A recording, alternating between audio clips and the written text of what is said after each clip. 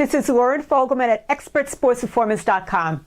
Work with high-achieving athletes, coaches, and teams to be cool, calm, and confident under pressure for winning results. Today's topic is how to stay focused and compete to win when the pressure is on. Let's face it, more often than not, things don't go as planned during your event. Something unexpected might happen. And when that does, are you able to keep your head in the game? Or do you find that your thoughts begin to unravel and so does your performance? What's your response? I want to go through the 5 steps right here on how to stay focused under pressure and have winning results. The first one has to do with capabilities. What are some strength thoughts that you can have when you're really in that moment? And to know what your physical strengths are that you bring to the competition. Be really aware of those 2 things.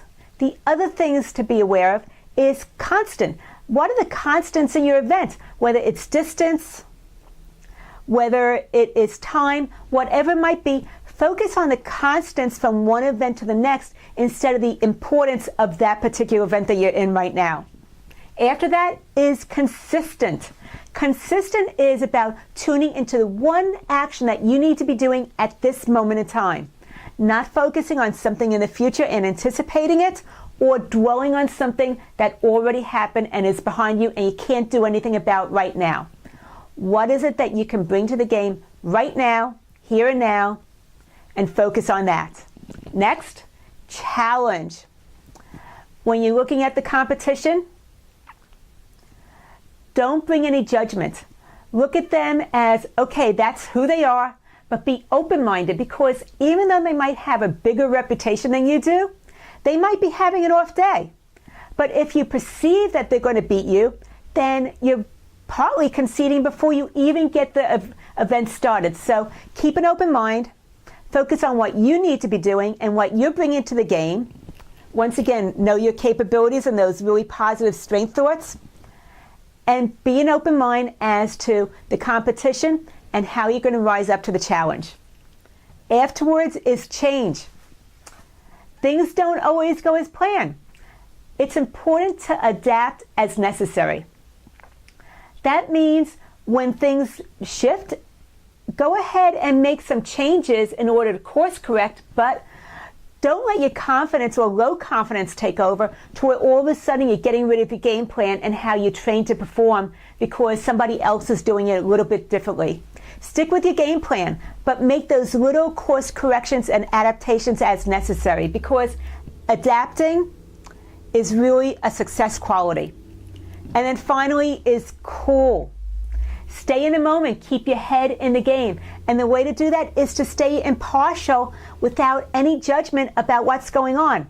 Just staying really focused, keeping your mind open, being in the moment, but once again, not judging your performance or anybody else's. Because remember, this is a competition. It's not a life-threatening event. Okay, so here's some other things that are going to help you to stay focused and confident. One is looking at your pre-performance routine. You probably have a warm-up, but do you have a mental game warm-up where you're going through the whole sequence of actions in your mind's eye before you ever get started? The other thing is tap into some memories of when you did really well, when you were in the sweet spot, and bring that into the here and now. And then the third thing is to look for some opportunities, because you're going to see things differently when you're looking for opportunities as opposed to obstacles. And the opportunities, as a competitor, you're going to rise up to the challenge and take advantage of it. So I have a challenge for you. I want you to really test the power of your thoughts. The next time that you're in the weight room, whether it's bench presses or whatever it is that you're doing, pick one set and have some positive thoughts, and then go ahead and do your set. And then the next set, have some negative thoughts go through your mind, and then do that set and compare the two. See if there was a difference. You might notice that there was a difference between the 2 sets, between those positive and the negative thoughts, and that might show you the power of your thinking. If you are interested in the 7 essential steps to winning performance, go to my website, ExpertSportsPerformance.com, put your name and email address, in the upper right-hand corner, immediately you'll get the first of the video training series. My mission is to show you how to stay cool when the heat is on. Lauren Fogelman, ExpertSportsPerformance.com.